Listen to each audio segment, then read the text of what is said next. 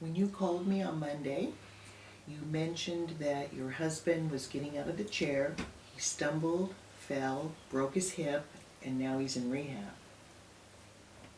And he was recently diagnosed with Alzheimer's disease. Mm-hmm. Are you the only one taking care of your husband? It's just me. Don takes care of me and I take care of him. When did you start providing more care for Don? Well, after he was in the service, he had PTSD. Sometimes he'd get real irritable and suspicious. A few years ago, when we went to the VA, I pulled the nurse aside and I told her, something's changed. After his diagnosis of Alzheimer's, did that provide any clarity for you of these changes that you were seeing? Yeah, it explained why his memory was slipping. He accuses me of messing with his pills. Look what I found! He convinces himself that that's the reason why his brain's all wrong. When Don has these episodes where he gets upset, what do you do? Well, there's no reasoning with him, so I just ignore him. That's my only weapon. Sometimes I go in my room and just close the door. And that's been effective in the past? It keeps the peace.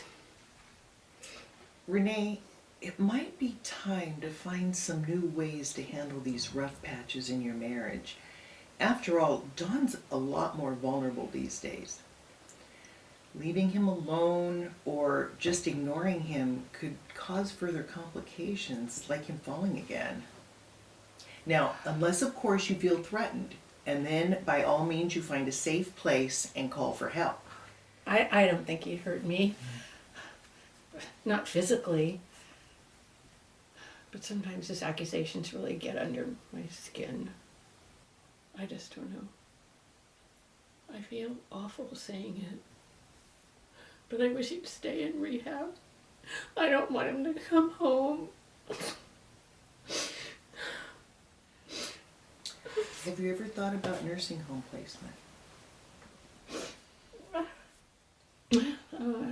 I toured a place a couple of months ago, but I didn't return any of their follow-up calls. I'm his wife. I promised to take care of him till death to us part. A lot of caregivers make that promise without realizing how much help their family members really need. Renee, were you nearby when Don fell? I went to lie down for a few minutes. He'd been up all night, and I was worn out. And then, bam! He's on the floor. When my mom was living with me, she would wander all night long. One day, I was telling my brother the story of how I poured orange juice into her cereal bowl because I had only gotten like 2 hours of sleep that night. And I told him the story to make him laugh, but he said to me, "Can you really take care of Mom like that?" If I told you all the ridiculous things that I've done because I was tired, we'd be here all day. But his question to me was a wake-up call. I really couldn't take care of Mom in that condition.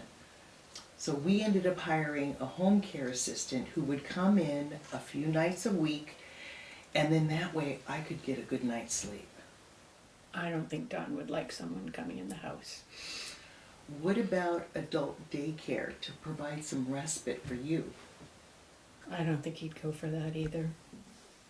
Well, tomorrow's our support group meeting. It's in my calendar. I'll be there. Great. And I think you'll get some insight on how others have been managing their loved ones. I